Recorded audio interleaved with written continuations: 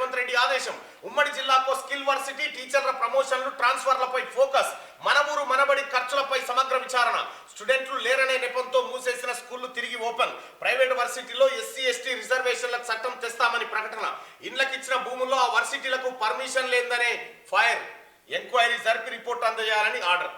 నిరుద్యోగ సోదరులారా, ఇప్పుడు డీడీలు చేసి అన్నా ఉద్యోగం అని చెప్పి మీరేదైతే మా ఆఫీసుల చుట్టూ, కాంగ్రెస్ పార్టీ ఆఫీసుల చుట్టూ, నాయకుల చుట్టూ తిరిగిరో, ఇగో మీ కళ నెరవేర్చే దిశగా మెగా డిఎస్సికి తయారైతా ఉంది రాష్ట్ర ప్రభుత్వం.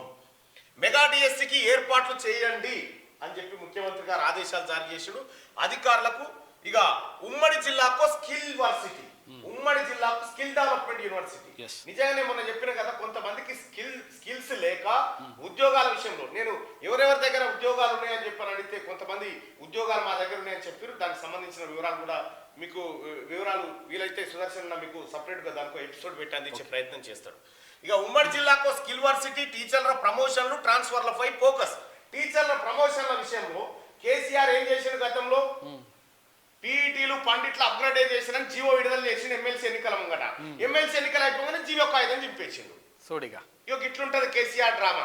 ఇక్కడ ట్రాన్స్ఫర్లు, టీచర్ల ప్రమోషన్ల పైన ఫోకస్ పెట్టిండు రాష్ట్ర ముఖ్యమంత్రి రేవంత్ రెడ్డి గారు. కాబట్టి టీచర్లారా, అలాగే నిరుద్యోగ యువకులారా, మన బడి కలకల్లాడబోతా ఉంది.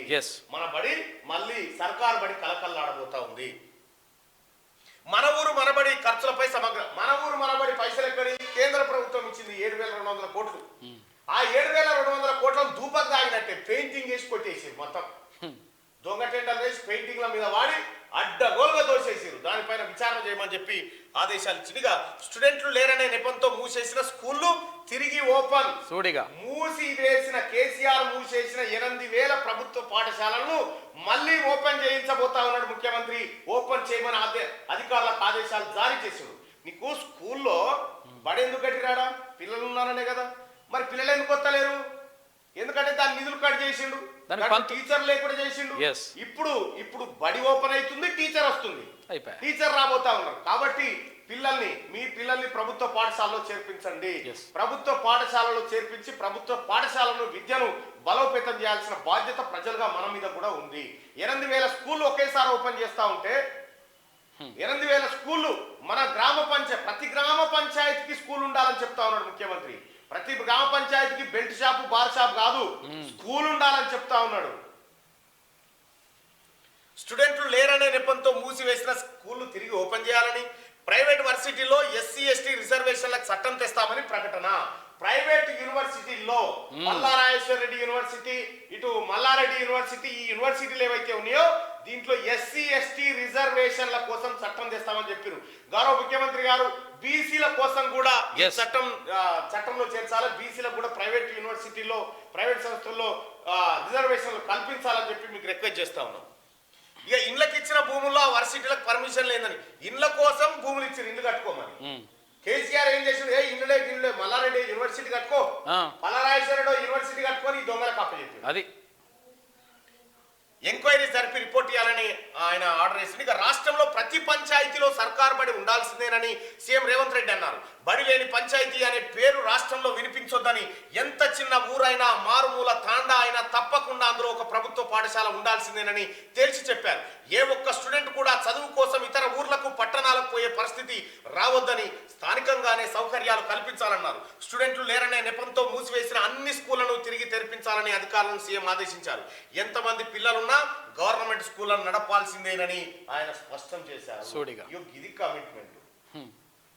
ఇది కేసీఆర్ పరిపాలనకు ముఖ్యమంత్రి రేవంత్ రెడ్డి గారి పరిపాలనకున్న తేడా. పెన్షన్లు, రైతు భరోసాకు పాత లబ్ధిదారులు మళ్ళీ అప్లై చేసుకోవద్దు. పాత వాళ్ళు ఎవరైతే పెన్షన్లు వస్తున్నాయో మీరేం అప్లై చేయాల్సిన పని లేదు, మీకు వస్తాయి. కొత్త వాళ్ళకు మాత్రమే అప్లికేషన్లు, కొత్త వాళ్ళు మాత్రమే చేసుకోవాలి. దరఖాస్తులను అమ్మితే కఠిన చర్యలు, దరఖాస్తు పారాలు ఇవ్వడానికి అమ్మితే కఠిన చర్యలు తీసుకోండి అని చెప్పి ముఖ్యమంత్రి ఆదేశాలు జారీ చేసిండు. దరఖాస్తు పారం 20 రూపాయలు, 30 రూపాయలు అని ఇవ్వడానికి అమ్మితే అందులో చర్యలు తీసుకోవాలని చెప్పాడు.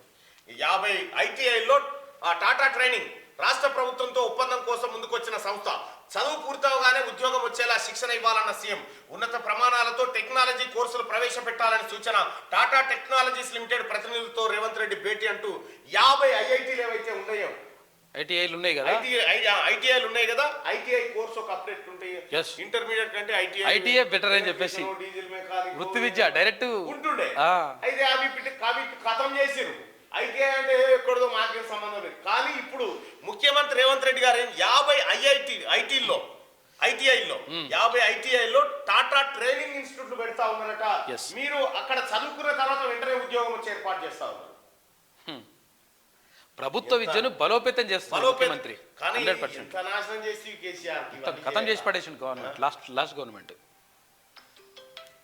రైట్ గా ఇది ఇట్లుంటే